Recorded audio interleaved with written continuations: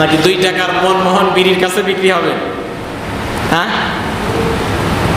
ময়মনসিংহ থেকে এক মাহফিল করে আসতেছি, ময়মনসিংহ থেকে বাসে উঠেছি টাঙ্গাইল রোডে, এলেঙ্গা রোডে।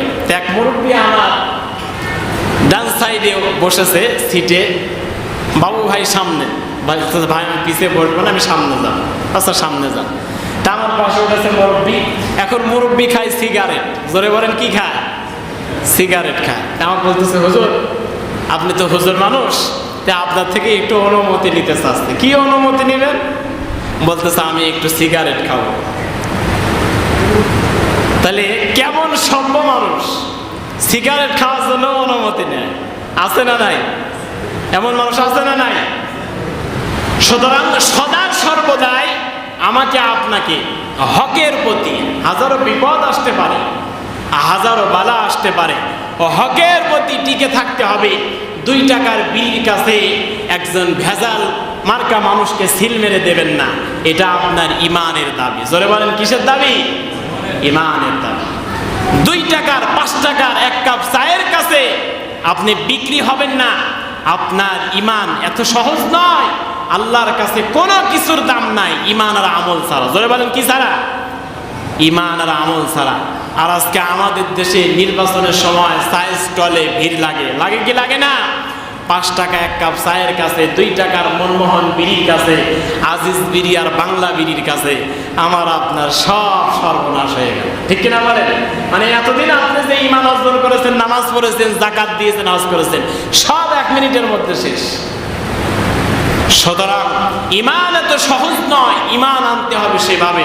বলেন আল্লাহ বললেন এমন ভাবে ইমান আনো যে ইমানের কাছে, যে ইমানের বিনিময়ে পৃথিবীতে তুমি ক্ষতিগ্রস্ত হবে না, যে ইমানের বিনিময়ে আল্লাহ সান্নিধ্য পাবে। বলেন বাংলাদেশে এমন কোন মানুষ আছে ইমান আনার কারণে তারা নির্যাতিত হয়েছে? বলেন ইমান আনার কারণে কারো বাড়িঘর ছাড়া লাগছে, ইমান আনার কারণে কারো ব্যবসায় ক্ষতি হয়েছে? হয় নাই। তার মানে ইমান আনতে হবে কিভাবে?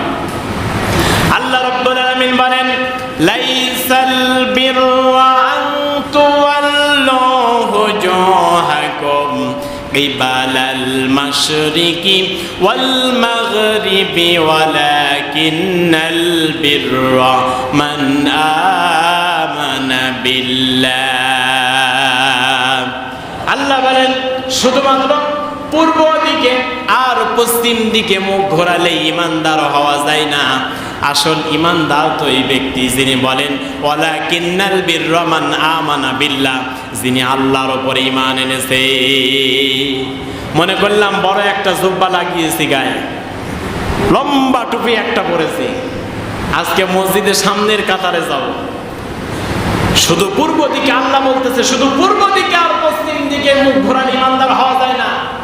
শুধু নামাজি হলে ইমানদার হওয়া যায় না। আসল ইমানদার তো এই ব্যক্তি, আসল ইমানদার তো এই ব্যক্তি যার জীবন যৌবন টাকা পয়সা অর্থ সম্পদ সব কিছু আল্লাহর জন্য কুরবান করে দিয়েছে। জোরে বলি সুবহানাল্লাহ। আমার অর্থটা কোন পথে, কোন দিকে যায়, কোন দিকে যায়? আজকে আমি অর্থ খরচ করছি মদ দিয়া, জুয়া দিয়া, আছে না নাই? নারী দিয়া নৃত্য করে মঞ্চ কাঁপাচ্ছি, আছে না নাই? আবার একই মানুষ তাফসির মাহফিলে গিয়ে ওই মানুষই বড় বড় কথা বলে, মনে হয় জান্নাত থেকে পালিয়ে এসেছে, আছে না নাই? এমন শয়তান আছে না নাই? এগুলাকে চিহ্নিত করে রাখতে হবে। ইমানদার হওয়া এত সহজ নয়। আমি আপনি ইমান আনতে গিয়ে কোনো কষ্ট হয় নাই, ইমান আনতে গিয়ে কোনো কাফের আমাকে আপনাকে হত্যা করে নাই, কোন ইহুদি কোন খ্রিস্টান আমাকে আপনাকে বাড়ি থেকে বের করে দেয় না, দিয়েছে কি? জোরে বলেন।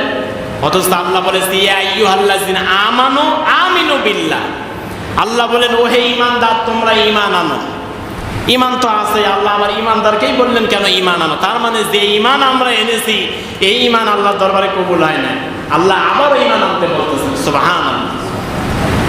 আমানু আমিনু বিল্লাহ, সেইভাবে ঈমান আনো, আল্লাহর প্রতি বিশ্বাস স্থাপন করো, সব কিছু আল্লাহর জন্য আত্মসমর্পণ করে দাও। জোরে বলি সুবহানাল্লাহ।